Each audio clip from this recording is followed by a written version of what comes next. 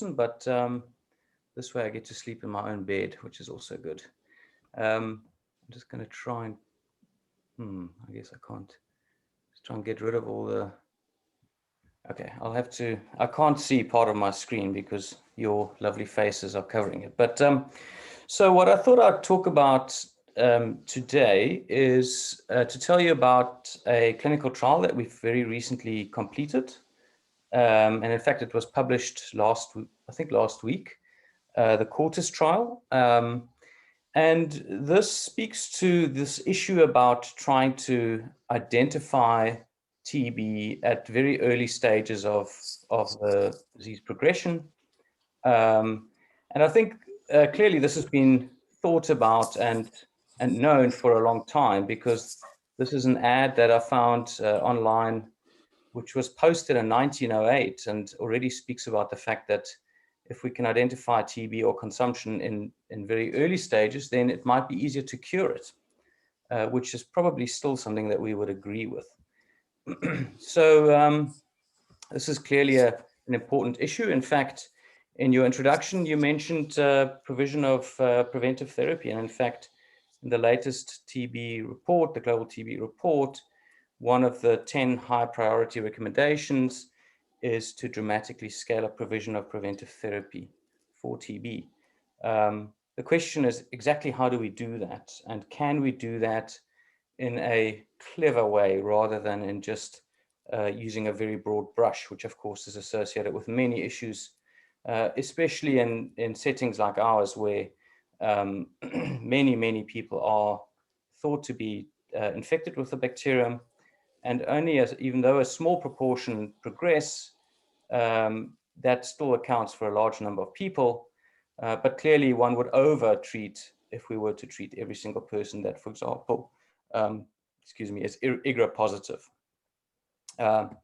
So it sort of gets at this question about, how do we treat TB? And I think in many cases, identifying a TB case that is microbiologically positive is not really the most difficult thing, or certainly not the biggest challenge, although, again, we know that we actually miss many TB cases. I think in addition to those complexities, there's clearly a large proportion of individuals that are asymptomatic or subclinical, as well as additional people who have an even earlier form of disease that some call incipient, or, I mean, we like to think about these individuals as being in some kind of transitional state from a controlled infection that is on his way to developing into active TB, and that's clearly not only a one-way street, but these kind of additional complexities, which are part of the TB spectrum, certainly adds to the number of people that we think one should be able to identify and treat so that we can actually get the epidemic under control. And in fact, this issue of subclinical TB has again been highlighted today. So this morning, it's been long overdue, but the results of the first national TB prevalence survey in South Africa was announced, even though it was actually completed more than a year ago. And one of the highlights of the results is if you look at the pie chart, you'll see that amongst the microbiologically confirmed cases, the blue pie bit, those are individuals who did not have any symptoms, but were identified and then tested by either culture or expert based on an abnormal chest X-ray. So roughly 58% of those who were identified had subclinical disease. So clearly this is a massive issue. We cannot rely on people to present to clinics because they are sufficiently symptomatic to trigger health-seeking behavior. We need to really, with that large number, we need to be able to get into communities and identify individuals who should be treated so that we can make an impact.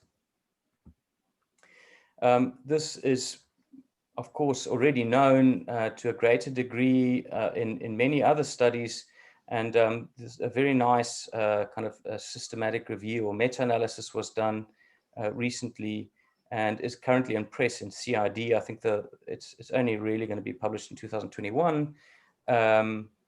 But this looked at a number of studies that have been done, also prevalence surveys in Africa and Asia, and the average proportion of cases with subclinical disease, i.e. asymptomatic TB, again, was around 50%. So clearly, this is not only in South Africa, but in many, many different countries, different continents. And so it's a big issue and a big challenge.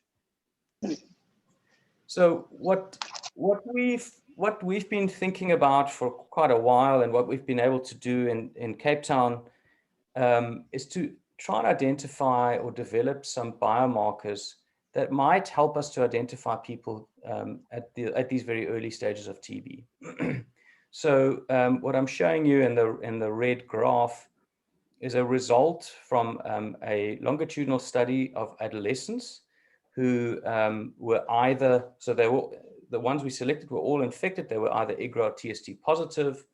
Some of those did not develop TB over a follow-up period of 2 years, and those are depicted here in gray, whereas another group developed microbiologically confirmed disease during that 2-year follow-up period. And what we could then do is we collected blood throughout the follow-up period. We could get the blood out. We used RNA sequencing, and we identified a transcriptomic gene expression signature in blood, which is represented in this case by 16 different genes that then allows us to identify individuals who are at high risk of transitioning to microbiologically confirmed TB. And so that's exactly what's shown here. What I've done is broken down those who progressed to disease by their time to TB diagnosis. So you can see that if their sample was collected 19 to 24 months before diagnosis, then they are in the sort of dark red band or graph box plot. If they were 13 to 18 months before diagnosis, you can see that the bar now group moves up. So their signature scores are somewhat higher. Those who are within 7 to 12 months before diagnosis, it's even higher. In fact, the median is now pretty high. It's almost 1. And then if they are within 1 to 6 months of TB diagnosis, then their scores were very, very high, although there are some outliers there. And so compared to the controls who did not progress, you can see that the scores in those individuals were mostly very low. So what this suggests is that there's a kind of gene expression pattern or signature that can tell us that people are somehow on their way to developing TB. And if you look at the identity of these genes, we know that they represent genes that are upregulated during a type 1 or type 2 interferon response. So this is a type of inflammation that we can detect a long time, which probably depicts the disease process, or at least an active bacterial replication of some sort that then triggers this inflammatory response. What was also nice, because we could address this in a complementary study, in the Catalysis Foundation study, together with Gerd Walzel and Jill Winter, is that we could look at individuals who are diagnosed with TB and then undergo TB treatment, and those who undergo or who reach cure over 6 months of treatment. We could show that the signature goes down. And so as the disease process is treated and resolves, we can see that the signature also resolves, not all the way down to normal, but pretty close. And so I'm not going to talk about why that doesn't go all the way down. There are some interesting results to unpack there. So we can show this in a slightly different way. This gives you a little bit more information. So what I've done here is plotted along the x-axis the different genes. You can see the different 16 genes here. Some of them have a longer band, and that's because we had several transcripts that represent the same gene. So just different splice variants of the same transcript. And what's shown now in the top band, mostly black, are the controls who did not progress despite being infected, or at least having evidence of prior infection. And then the progressors in time to TB diagnosis are then depicted in the top line, and coming down represents times that are closer to TB diagnosis. And you can see that it becomes more and more red. So you can see that all these genes, all these transcripts, become expressed at much higher levels as people progress to TB diagnosis. So this signature, which is we call the ZAC16 gene signature or the ACS16 gene signature, actually represents 57 transcripts that represent those 16 genes that I mentioned, and then we also have some reference transcripts, so essentially housekeeper genes. So the Quartus trial, when we started designing that trial and thinking about what we're going to do, this was a problem. 57 is not a very nice number. Those who work in the lab will know that things either come in 12 or 24 or 48 or 96. And so we needed to make this a little bit easier to measure. And so we underwent an exercise where we looked at, well, which genes can we eliminate without actually affecting the performance of the signature. And so we managed to get rid of some of the transcripts to get down to 48, which is actually 38 interferon signature transcripts representing 11 genes plus 10 reference genes. So still housekeeper genes to normalize that signature. And this signature we call the RISC-11. And when we looked at the performance of this on the original discovery cohort, the adolescent cohort study, it was very striking that it made virtually no difference whether we used 57 or 48 primers. So there was a lot of redundancy in many of the transcripts. And so, of course, some of the transcripts we removed were actually almost perfectly correlated with others from the same gene. And so you can see on the right-hand side, these are the ROC curves, which essentially superimpose on top of each other. So we were pretty happy that we could then take the 11 gene signature, which is much easier to measure in the lab, and try and use that in a large clinical trial. And we did a whole lot of qualitative work to make sure that the assay is working well, that it's reproducible, that we are working with a very highly standardized assay. So based on that, we wanted to address a few questions. So one of the issues with transcriptomic or biomarker work is that a lot of these are developed in case control studies. And we know that case control designs are good for many purposes. In fact, trying to develop a biomarker of TB or progression is probably extremely well done in a case control design. But of course, it can mislead because case control studies are very selected populations. They don't really necessarily represent what's going on in a real population. And so we wanted to assess the performance of the signature in a prospective longitudinal study in unselected adults, i.e. not cases or controls, but just everyone or almost everyone. And so what we wanted to then also address is the diagnostic performance for prevalent disease. We wanted to figure out what is the prognostic performance of the signature for incident TB, so for progression. We wanted to determine whether we can prevent TB in those who are RISC-11 positive. So can a preventive therapy, and in this case we chose 3HP, prevent incident disease. We also asked how stable is the signature over time, so longitudinally, and the number 5, which I'm not going to speak about today, how do other signatures perform that are much more amenable to actually developing to point of care assays? Because clearly 48 transcripts is still way too much. So the Quartus trial, so Quartus stands for Correlate of Risk Targeted Intervention Study. It was a study of community-based individuals. We wanted to perform TB screening in the walking well. So we did not identify or select people based on any risk factors.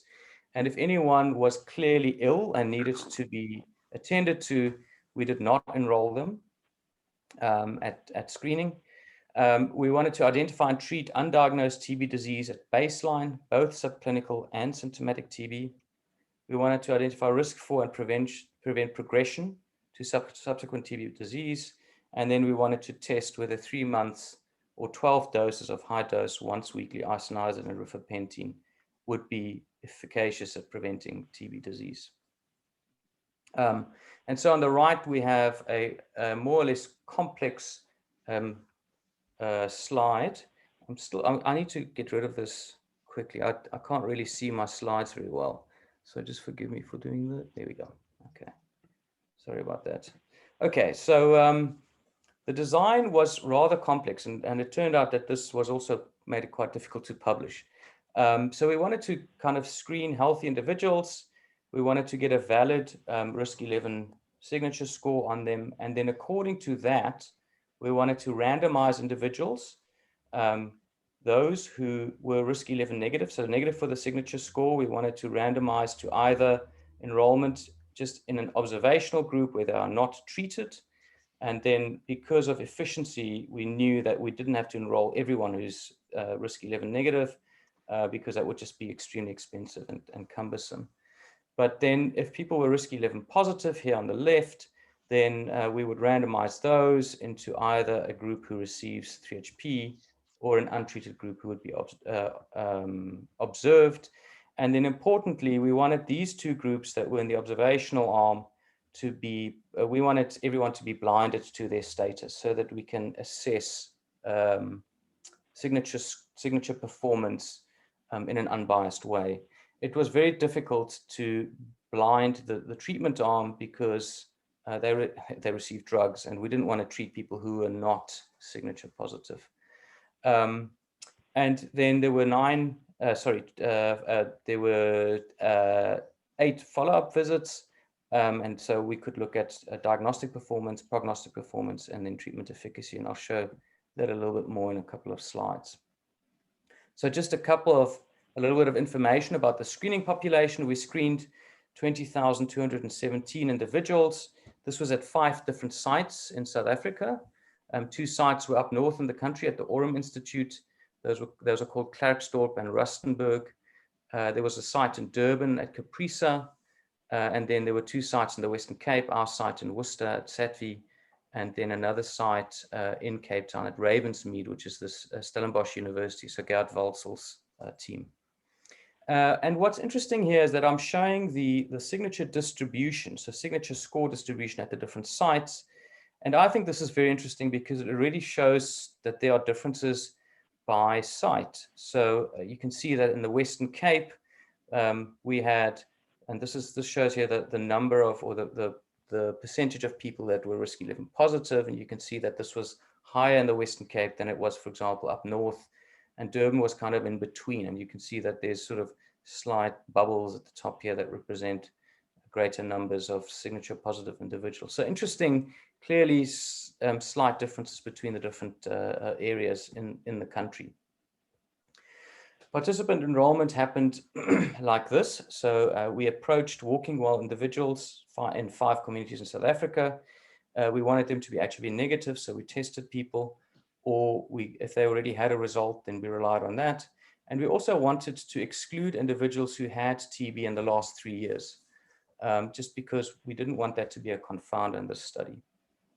Also because we used expert as one of the diagnostic tests, and expert can be positive in people who've recently had disease.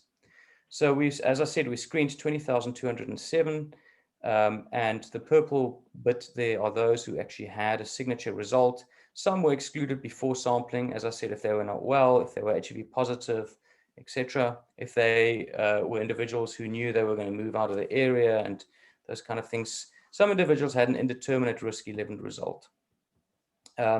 We then took those through to randomization, and so 15,494 had a risk 11 result. We again then looked at eligibility because the risk 11 result had to be provided within a 28-day period. So we flew samples to our lab once a week and then performed the gene expression analysis rather rapidly, which was quite a stressful endeavor, but it worked, and so it was quite an ordeal. But then we got people back to be actually randomized, and so some people then did not again pass eligibility for other reasons. So amongst those who were enrolled, remember I showed you that most risk 11 negatives were not enrolled. We enrolled 2,923 individuals, and you can see the distribution of risk 11 positive and negative, and those who received 3HP, and we'll unpack those numbers more. And that's what I'm going to do here. So amongst the 2,923, originally 9.3% were positive for risk 11 in the total screen population, but in the enrolled population, we inflated the proportion of risk 11 positive individuals to 39%. And amongst those, 375 were then in the treatment arm and received 3HP, and 764 in the observational arm who were risk 11 positive, whereas 1,784, 61% were risk 11 negative. Importantly, because we enriched for risk 11 positive individuals, our analyses were adapted to adjust for the performance metrics for the screen population. Because we knew how many people were risk 11 negative and were not enrolled, we could adjust for that. And so the results I'm going to show you are adjusted. So then we performed a baseline TB investigation in those who were enrolled to be able to determine diagnostic performance of risk 11 positive versus negative. We could look at baseline again at prognostic performance in risk 11 positive versus negative to see how does it perform to detect incident TB over 15 months of follow-up. And then, of course, we could look at treatment efficacy in those who are risk 11 positive who received treatment versus those who did not. So this is a busy slide. Again, I just want to highlight a couple of things. So here are the numbers for the different sites, and you can see that we enrolled many more people in the Western Cape than in Durban or in these other areas. But I think what is more striking is if you look at the prevalent TB cases over here, there were none that actually met our primary endpoint definition at Klerksdorp and Rustenburg that was positive on 2 separate sputum samples, either by expert or by culture. Whereas in Durban, there were 17, in Worcester, there were 42, and in Ravensmead, there were 2. We did have a secondary endpoint, which was one or more sample positive. The numbers are a bit higher, and there were 2 cases over here in Rustenburg. And then in terms of incident TB, again, we saw a similar pattern, 1 primary endpoint sample in Klerksdorp, 1 in Rustenburg, 5 in Durban, 15 in Worcester, and 2 in Ravensmead. Secondary endpoint samples, there were many more. But virtually all the analyses I'm going to show you are based on our primary endpoint definition, which is positive on 2 separate sputum samples. So here, let's unpack the diagnostic performance for prevalent TB. So here I'm showing you the probability of prevalent TB in those who are risk 11 negative in green and those who are risk 11 positive in blue. And you can see over here that amongst the 61 cases of 2 sample positive cases, 4.1% were risk 11 positive, or the prevalence was 4.1% in those who are positive and 0.8% in those who are negative. If we look at prognostic performance over the 15 months, there were 24 cases. This excludes those who are in the 3HP arm, because of course we want to just look at what happens in individuals without treatment. And so the incidence rate was 2.6 in those who are risk 11 positive and 1 in those who are risk 11 negative, which was somewhat disappointing. But the one thing I just want to point out is that it looked like there were no incident cases, I think up to 8.7 months after enrollment. So it did look like people who are risk 11 negative had a delayed onset of incident disease. And that number, which is around 9 months, will come in again a bit later. So let's unpack the signature score. So here I've plotted risk 11 signature score on the y-axis, and then for slightly different groups. So on the left-hand side, we have the 2 bars. This is prevalent TB. So those who ended up having prevalent TB at that enrollment visit when they were randomized. And you can see that if they had TB symptoms, then they had very high signature scores. But if they did not have TB symptoms, then we see a much greater spread of signature scores. And in fact, some had very low scores, which is very interesting. Importantly, 50 out of 61 prevalent TB cases had no TB symptoms at all. So 82% were asymptomatic or had subclinical TB, which was a much higher number than we expected. The incident cases, again here, measured at baseline, so the signatures measured at baseline, are shown in the middle, and you can see again a spread, although the median is still pretty high, and there are many cases that have a very high signature score there. We then also stratified those who did not develop TB by symptoms, because we felt that we needed to do a fair comparison between cases and controls. And you can see that most individuals who did not develop TB had no symptoms, and their signature scores were generally reasonably low. But interestingly, those who did have symptoms that were consistent with TB had a somewhat higher spread and signature scores that are a little bit higher, which is an interesting finding.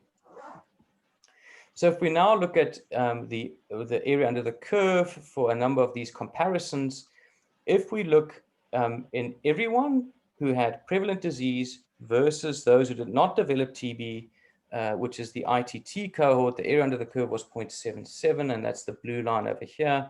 I'm showing you these dots here because we used a predefined threshold of 60 to define signature positivity in the trial, but actually after some analysis, post-hoc analysis, we think that 26 may actually be a much better number. And so this is another thing you learn when you compare case control studies versus these kind of prospective studies, where you learn a lot about where that ideal cutoff would be.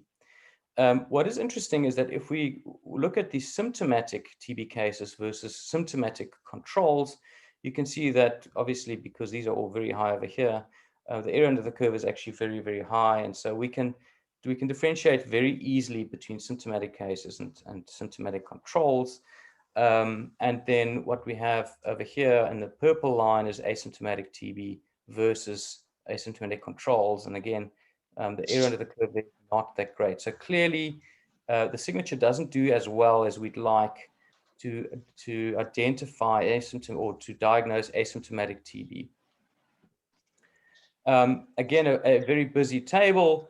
I just wanted to show you what happens when we use these different cutoffs. So the risk ratio for risk 11 at 60, at a cutoff of 60, is 5.13, and it's a little bit higher at 26.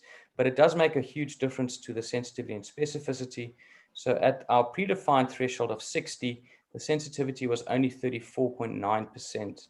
at a specificity of 91, whereas at the 26 it was 72 sensitivity and 74.7 specificity, and so that doesn't quite meet the WHO minimum TPP for a triage test.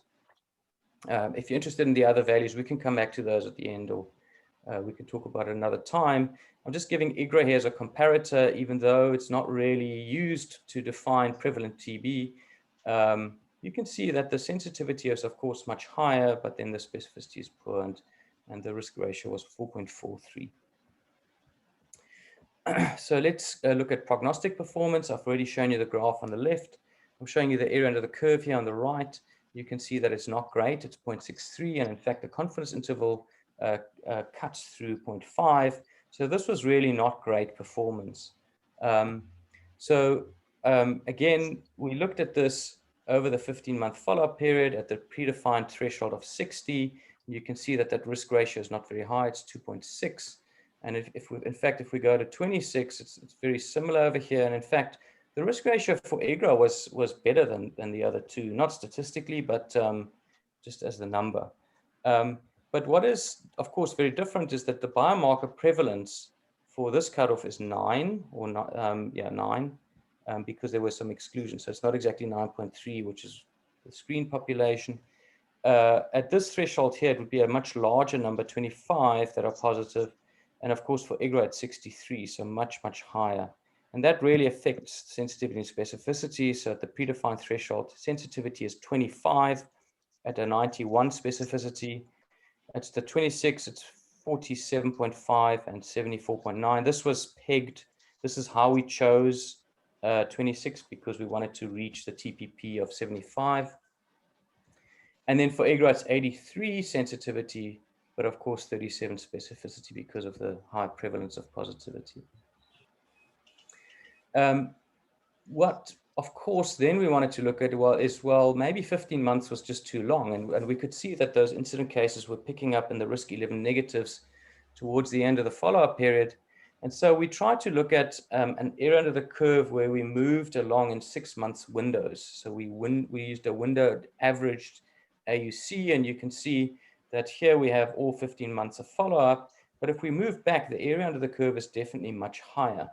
And so if we unpack that with area under the curves at different time points, you can see that within 6 months, so if we measure the biomarker at baseline and we look at incident disease in the next 6 months, the area under the curve is excellent. It's actually 0.95, and the sensitivity and specificity exceeded the optimal incident test TPP.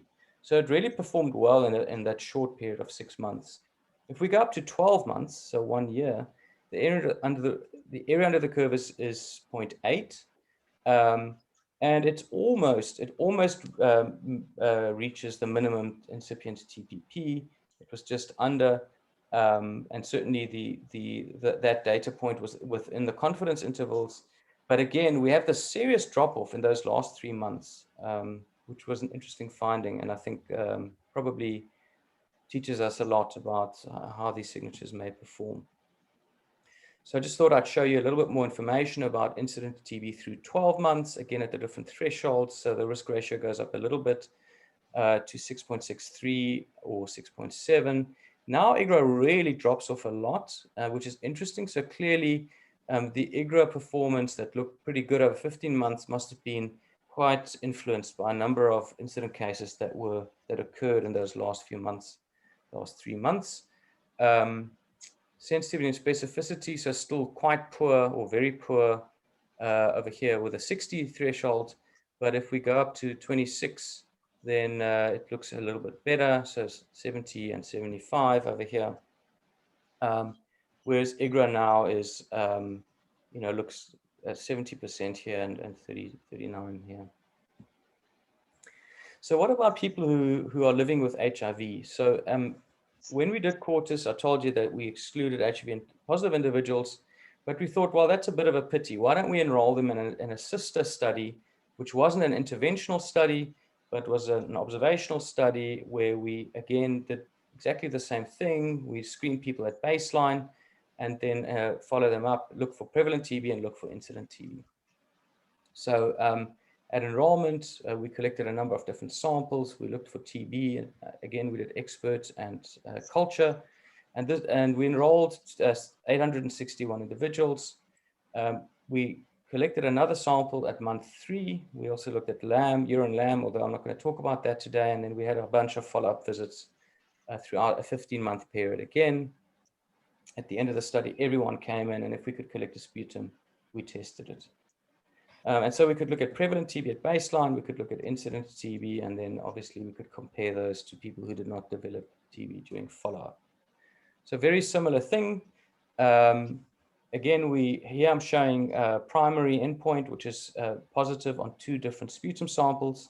The numbers were much smaller. Here we had 8 cases that met the primary endpoint definition for prevalent TB and 8 cases that met the primary endpoint for incident disease. Here I'm showing prevalence. In the risk 11 positive group, it was 2.5%. And the risk 11 negative at the same cutoff, 60, it was 0.2. And so the diagnostic risk ratio was pretty good here, 13, although the confidence intervals are large because we have that very small sample size of cases. We look at incidence TB over 15 months. We had 3.3, an incidence of 3.3 in the risk 11 positives and 0.2 in the risk 11 negatives. And that translates into an incidence ratio of 16.6. Again, very large confidence intervals over here. So what do those AUCs look like? So the baseline diagnostic area under the curve was had an AUC of 0.88 or 88%. Which was actually better than what we saw in Quartus in the HIV uninfected population. And the area under the curve for prevalent TB, incidence TB prognostic was 0.8 or 80%. And in fact, Interferon did pretty well in this study as well. So let's go back to the HIV negative group and look at 3HP. We looked at treatment efficacy in the MITT population. Of course, what that means is that we excluded the prevalent cases. And in those who received 3HP, we had an incidence of 0.024, or 6 cases out of 338. In those who were 3HP negative, it was 0.026, which translates into a treatment efficacy of 7%, which clearly is not significant. So a very disappointing finding. We saw no treatment efficacy. We also looked at a per protocol definition. What this means is that we looked at individuals who took 11 of their 12 doses over a 16-week period. And you can see that the number drops down over here to 289, and we lose 2 cases. And so the treatment efficacy here is 22% against, again, not significant. So again, no efficacy. What was notable though, and again, we're only looking at 4 cases now, is that there were no cases for the first 9 months. So there is a question about whether it's possible to prevent or maybe even sterilize individuals for a short period of time, but that we get a reinfection or that there was insufficient sterilization with 3HP, and therefore we start to see TB 6 months or later after treatment has been ended. So the next question was, how stable is the signature? And so there's actually very little about this in the literature. And I think it's a really important question, and I'll show you in a sec why. I think this is one of the most instructive results that we got. I'm just going to take a sip of water. So this was in the Quartus study, so the HIV unaffected population. In a subset of those, not everyone, but a subset, which was only done at Satvy and at Stellenbosch and the Western Cape, we collected 3 sequential samples, so the one at 0, the baseline, at 3 months and 12 months. And we could do that in individuals who received 3HP and in those who did not. And so I'm showing you here individuals enrolled into the sub-study. These were the Quartus, the numbers in the Quartus trial, and I'll just show you the numbers down here. 43 were analyzed who received 3HP, 26 who were 3HP negative, and 59 who were in the observational group who were risk 11 negative and not treated. So let's look at those measurements of risk 11 over that time period. So here I'm showing those who are risk 11 negative at enrollment. You can see that there's quite a bit of dynamic stuff going on. But by and large, most samples or most individuals remained negative. Some popped up to be positive at 3 months. Some popped up to be positive at 12 months. And in fact, many of those who popped up at 3 months actually came down again. So quite a dynamic picture, but most remained negative. If we look at the group that was risk 11 positive at enrollment and was then treated with 3HP, you can see that they, of course, all start here at the top.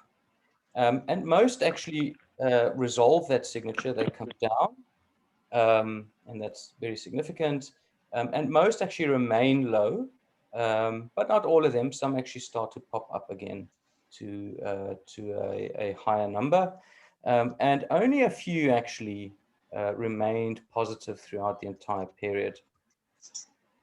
So quite a different picture, and perhaps something that one would expect because these individuals have received 3HP.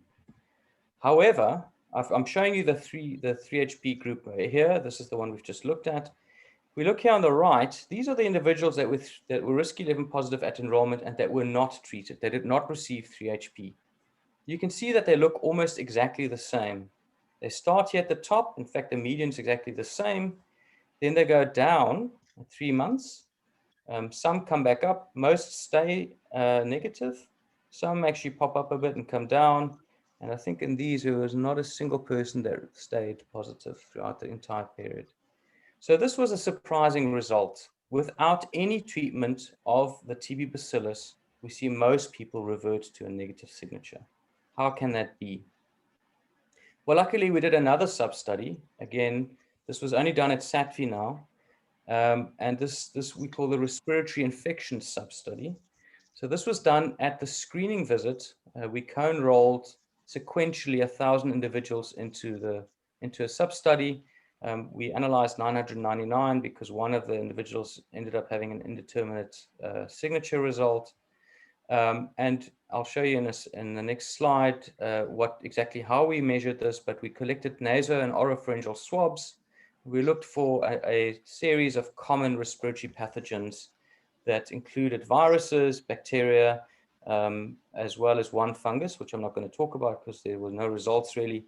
But out of the 999, 570 had nothing detected, no virus or bacterium, although 7 prevalent TB cases fell into that group. 40 had a virus detected, 350 odd had a bacterium detected, and in fact this included 4 prevalent TB cases. These are not counted as bacteria. And then viruses, those with a virus and a bacterium detected was 32 or 3.2%.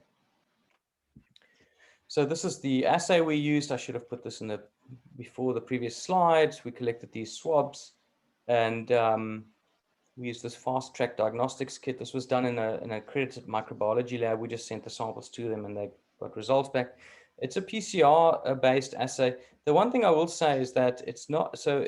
You need to have, I think, at least 100 copies of DNA or RNA to detect these. So it might actually miss some bugs that are below that threshold.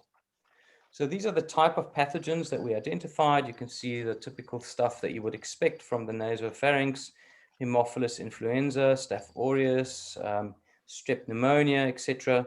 And then amongst the viruses, rhinovirus, other viruses, and then coronaviruses. This category over here for other viruses is just a collection of very few samples that came up for 1 or 2 viruses. So many more bacteria than viruses that were detected. And so now let's look at the risk 11 score classified by whether these individuals had these type of infections or things in their nasopharynx. So these are the scores in people who had nothing detected, no pathogen detected. You can see generally low signature score. These were the individuals that had a prevalent TB disease. So you can see much higher scores. These are the individuals who had only bacterial infections. So you can see again low. They look exactly like those who didn't have a pathogen detected, at least looking at the distribution. But the big striking thing was those who had a viral infection in their nasopharynx had much higher signature scores. And in fact, when we look at which viruses led to that, you can see over here, we have rhinoviruses. 44 individuals had a rhinovirus detected. That elevated the signature score from 14 to 37, but with quite a range, and that's definitely significant for this particular virus. Yeah, coronaviruses, we can't get away from these bugs. These are, of course, this was done before COVID-19, and so these are the 4 seasonal cold-causing coronaviruses. There were 18 of those, but that was enough to get a significant result. So you can see a score of 56 and ranging up to 93 there. I will point out that influenza over here, there were only 4 cases, but you can see that the scores were very high, 47 to 95. And so I think if there were more cases, it's quite likely that we would have seen a result there as well. Adenovirus was also interesting. There was only 1, but very high score. So I wonder what would have happened there. So clearly, respiratory viruses, common respiratory viruses, are clearly a massive confounder when we measure these signature scores. And so I just want to go back to this slide, because I think if we now look at this result over here and people who are not treated, we see this rapid decrease in signature score in those who were not treated with 3HP. And I put my money on this being a self-resolving viral infection that just makes it. So we identified individuals because we enriched for risk 11 positive people, but they self-resolve that viral infection. And so we see this coming back. And that might also explain why in those who are negative, we see these transient risk 11 positive results that can come down. Of course, TB is possibly contributing to it to some degree. I mean, we did get, the signature works for TB, but we have this viral effect that's superimposed on top of that. So I just want to kind of do a take-home message slide or two. to summarize what we've gone through. So we did a community-based active TB screening strategy study. We showed that real-time, or more or less real-time, high-throughput PCR TB signature screening is feasible. We screened 20,000 people and collected or got a signature result in more than 15,000. And in fact, if you look at the longitudinal samples and the HIV negatives, it's much higher than that.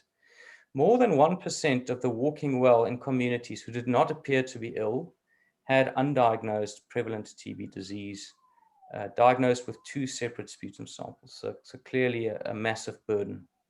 More than 80% of those who were diagnosed with prevalent disease were asymptomatic.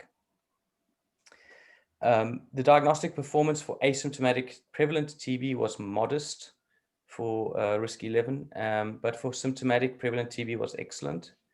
The prognostic performance of the signature over 15 months of follow-up for incident TB was poor. Over 12 months, it was moderate, and over 6 months, it was excellent.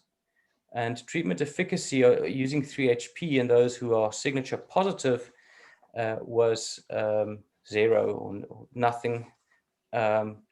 We cannot exclude low-level efficacy based on the confidence intervals because we had such a low sample size over 15 months.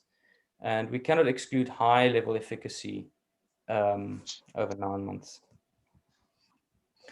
I also showed you that risk 11 status is transient and reverted in most who were positive and then followed up, irrespective of 3HP, and that respiratory viral infections, in particular rhinovirus and coronavirus, and perhaps some others, can lead to a risk 11 positive status. And so my argument is, I think that acute viral infection may explain transient and self-resolving risk 11 positive status. And it's interesting to speculate why we see these interesting differences in the distributions here at the low levels between the different sites. I just don't know why that is, but it might be something to do with co-infections or something like that. So of course, I'll end on this slide in terms of data and just say that there's a lot being written about, how do we think about TB and progression? And, we think that there could be this cyclic disease, there's rapid reactivation, there's slow reactivation, there's infection that's being eliminated. And I think there's clearly a whole lot going on. And it's very interesting to think about how other infections, other pathogens might play into that. And also how, we were really not encouraged by the result that 3HP wasn't efficacious in this study. And so it really makes us think hard about how we would do interventions in these kind of populations. So I'll end there and just say that this was clearly not my work. This was an enormous team of amazing people. So really large clinical teams at the 5 sites who were really fantastic and did a great job. This was not an easy study to do. A plug for the lab guys who received weekly shipments from 5 sites and had to do RNA extractions and PCRs and report results in a short enough period to make the clinicians happy enough to call back participants in a 28-day period. So Mark Hathrell was the PI and the leader of the study. The other PIs at the other sites clearly had a huge role to play. Andrew Fio-Gartland and his team did the statistical analysis at the Fred Hutch Cancer Research Center in Seattle and just did an amazing job. And of course, the funders and all our supporters and other people who contributed. So I'll end there, and hopefully there's a bit of time to take some questions. Great, thank you, Tom. That was really fascinating stuff. Fascinating stuff. Can I just ask, and maybe I missed it, did you repeat the risk 11 signatures in those? Sorry, did you look at IGRA and risk 11 signatures, kind of the overlap or the agreement? Yeah, we did. So there was no, there was no correlation. There was very poor overlap. So they definitely do measure very different things. And are you able to analyze kind of, so there's a group of people with viral or bacterial infection, And then there's a group of people that may have, incipient TB. And it does seem as though at the moment you're picking up all of them. But are you able in subsequent analysis, do you think, to look at specific, even more specific signatures that might distinguish those groups? Yeah, that's a very relevant question, clearly. So we haven't done that yet. We've tried a little bit, but there was actually a very good paper by Anna O'Gara. Singanya is the first author, a couple of years ago, where they developed a signature that could differentiate between TB and influenza in particular. And so we need to measure that signature. We haven't done it yet, but we have the samples, and we're able to kind of get the RNA out and do that work at some point. So we are very interested in doing that. It clearly needs to be done. They showed that it is possible. They developed a 20 gene signature that did a pretty good job at distinguishing between viruses and TB. Great. Okay. I'll let Maz has sent me a text. Hey, Tom. Hey, Maz. Good to see you. Beautiful talk. Thank you very much for giving your time, and this really beautiful and comprehensive study is really remarkable, as usual. And Tom, I have just a couple of questions. So I know that your signature is looking at type 1 interferon versus, I guess, type 2 interferon. And I'm wondering, because of the confining viral infection that you have, obviously you have more of type 1 signature in some of these samples. Have you had any chance to define the signature basis type 1 interferon versus type 2 interferon in terms of the ratio, and maybe you could get over some of this viral infection versus bacterial infection in your samples? Yeah, so the signature that we developed, and as far as I can tell, virtually all TB signatures cannot differentiate between type 1 and type 2 interferon-induced genes. Okay. So most of the genes can be induced by type 1 or type 2 interferon that make it into these signatures. Mm-hmm. We unpack the signature that I just spoke about, that Akul Singanya and O'Gara developed, then it's probably likely that may play a role, although I'm not so sure. I mean, there's a lot of feedback between these pathways, and I think from a blood sample, it's very difficult to untangle this, because the cells in the blood are clearly responding to what's in the milieu, and during many of these infections, both type 1 and type 2 will be around. I mean, there will be an interferon gamma response that some of the cells at least are sensing, and there'll be a type 1 interferon response that they're sensing as well. So I haven't seen that being done very nicely in humans. I mean, I know in the animal model it's definitely possible to do it because you can get at the specific sites, but I think I'm pretty skeptical that we'll be able to untangle that properly in blood. So sorry, Tom, what if you combine them with the cellular responses? So can you make it a little bit, right? Well, I mean, so I think there's a huge amount of signal in TB. And so one of the things that we might have to do is kind of get rid of the top layer of signal, which is very much dominated by interferon. Mm-hmm. But there's a lot underneath that. So there's complement pathway activation, there are myeloid and inflammation genes. There's stuff about, platelet activation, etc. I mean, there's quite a lot there. And I think that it might be possible to get a more specific signature for TB by looking at those. And that it's been done a little bit in HIV-infected individuals, because in HIV, there's also a huge amount of type 1 signaling around, which clearly can lead to a lot of specificity issues. So one of the reasons, I didn't really speak about this, but one of the reasons that the signature worked pretty well in the HIV-infected study, the Quartus HR, was because most of those individuals in South Africa now are identified early and they're on effective antiretroviral therapy. So most people have low low viral loads, pretty good CD4 counts, which is great to see. Of course, it means the program is working much better than it was many years ago. But certainly the signatures work much better in people with suppressed viral load than they do in people who don't have suppressed viral load. Thanks a million, Tom. Wonderful. Erwin, do you want to go ahead? Yeah, I have two questions. One little bit naive, the other one more scientific. The naive question is, you send out these nasal swabs to company to do PCRs, and you do a large number of PCRs anyway. Are the conditions very different? Can you not include, now that you know that the main confounders are viral, can't you include that in your transcript collection already? I mean, Yeah, great question. I mean, we've thought about this a little bit. I mean, at the moment, the issue is that we measure the TB signature in blood, and the other ones are in the nasopharynx. yeah. So I don't know whether one will work in the other sample or vice versa. I suspect it will not work quite as well.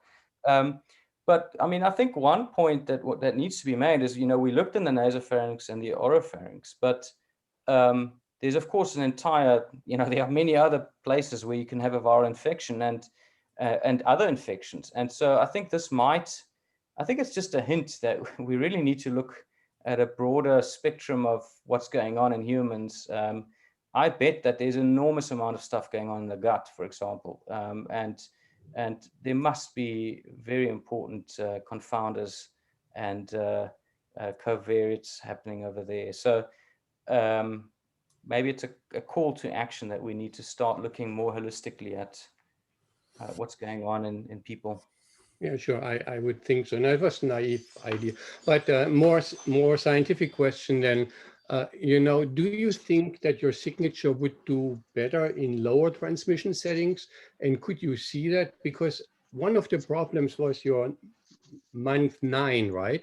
When it started to creep up, which maybe in a high transmission setting like the Western Cape, these are just newly infected people that you initially classified as risk negative. But if you do it again, they would classify as risk positive. So the question is, if you were to do that in Montreal, for example, I don't know the transmission settings, in the different South African studies that you mentioned here. Do you think it would actually do better? Yeah, I mean, so I think that preventive therapy, may do better in a low transmission setting for the reason that you state, because you can eliminate reinfection. I mean, I think our study does beg the question whether in someone who may have subclinical disease that's not detected at baseline, or incipient disease, if we can use a term like that, is 3-HP sufficiently efficacious in those individuals? And I'm not sure that we know the answer to that. I think we probably would say it is, because of course previous studies that have tested preventive therapy in people who are IGRA or TST positive would have included those individuals. But I think it's an unanswered question, certainly in our setting. And but despite that, I do think eliminating the reinfection factor would be, you'd at least be able to answer that question, and probably it would work better. I'm not sure if the signatures would necessarily be more specific in your setting. And the reason is the viral co-infections, and other effects.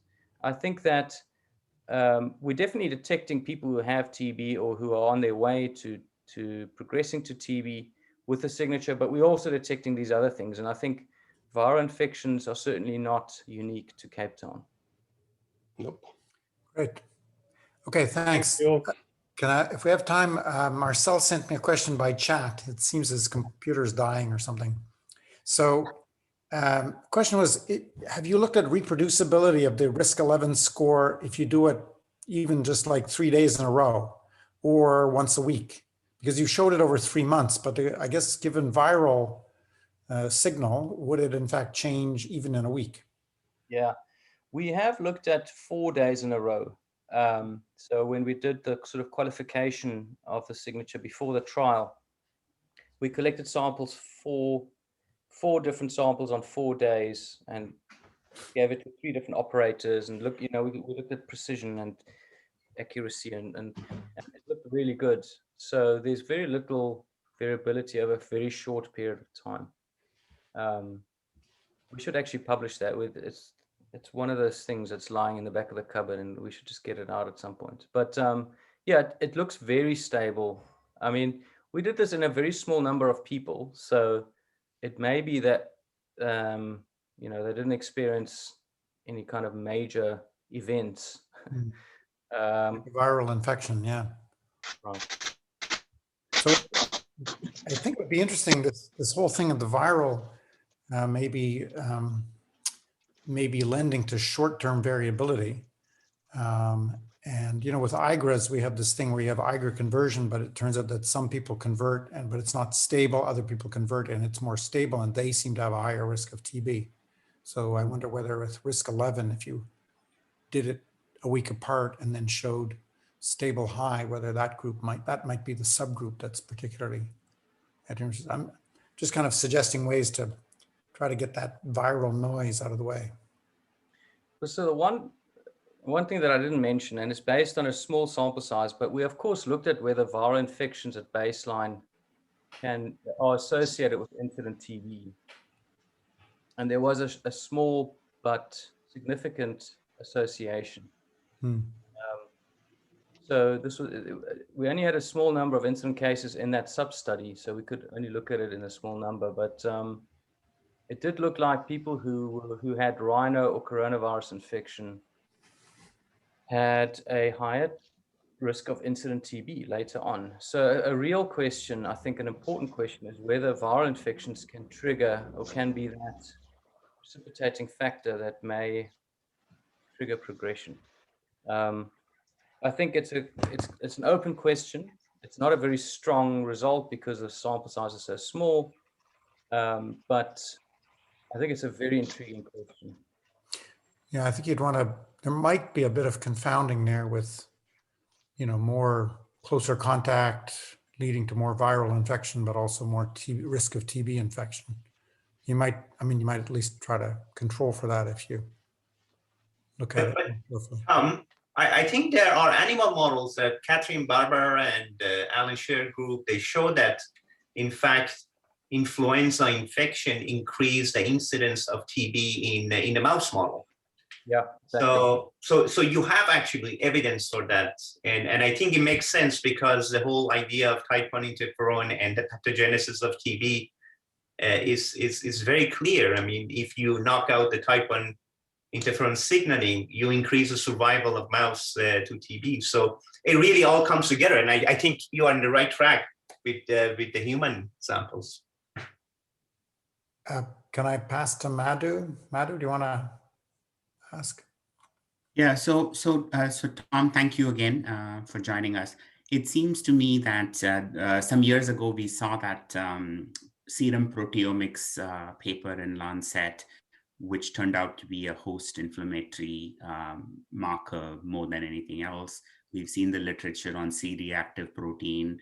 I'm wondering whether all of these risk signatures, protein signatures, CRP, all they tell us that there's some inflammation going on. And in the short term, they do help us identify people who have subclinical TB, prevalent TB, or incipient TB, but they lose all predictability beyond a certain time window.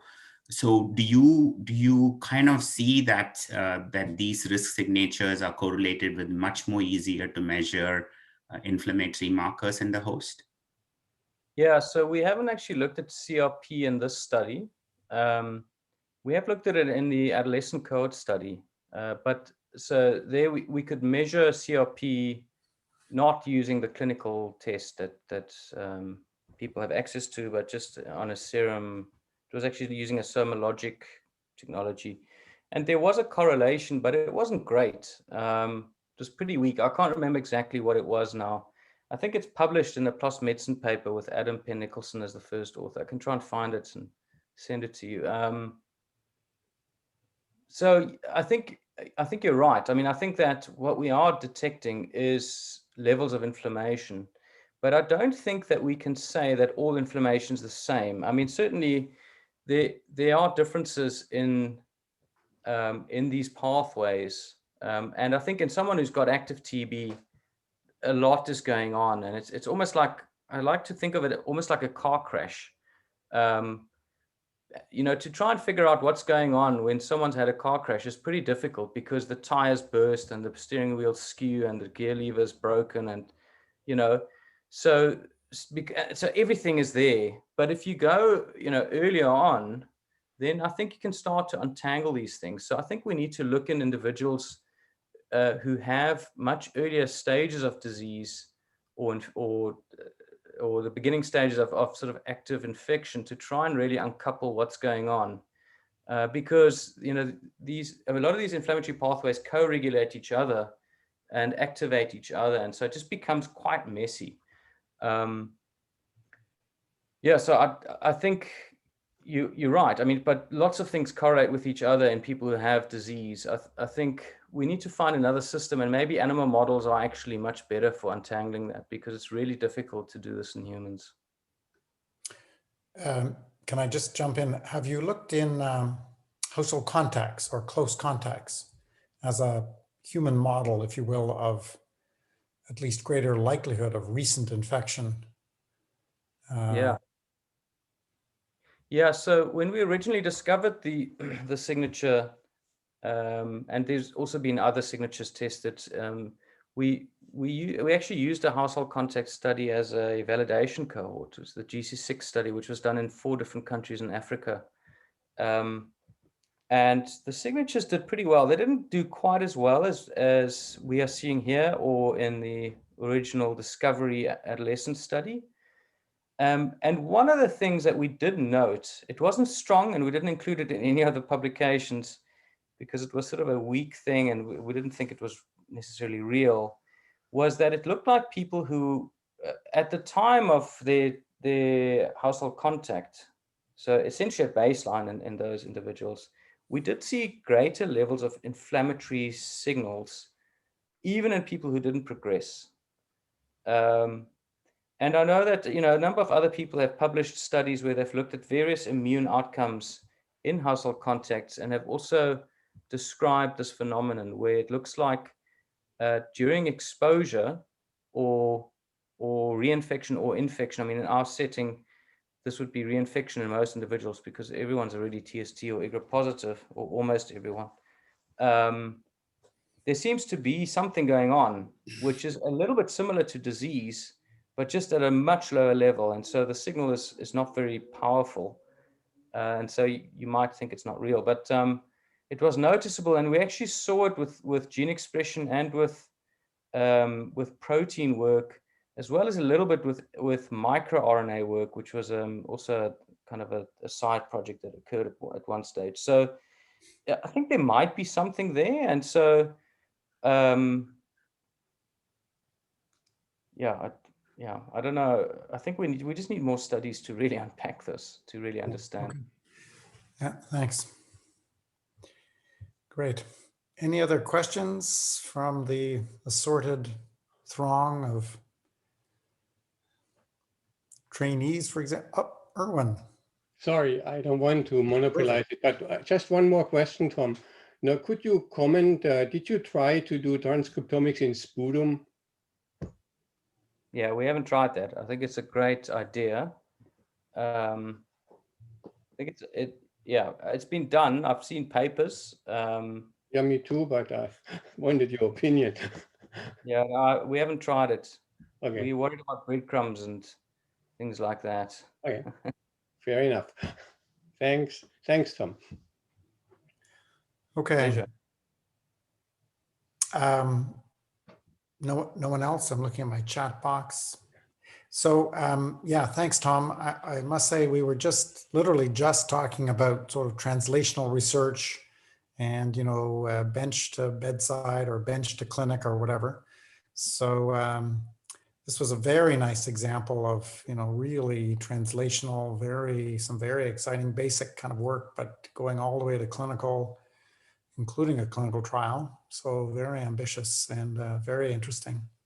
I'd say you have enough data there. You could analyze data for the next few years without setting foot outside of your, wherever it is you're doing data analysis.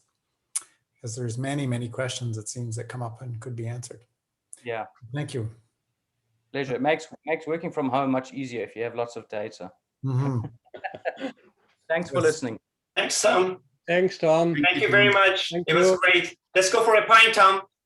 Yeah, Oh. exactly. Have a drink. Yeah. Quick lager. Take the rest of the day off. Yeah. Okay. Thank you, Tom. Bye-bye. Bye.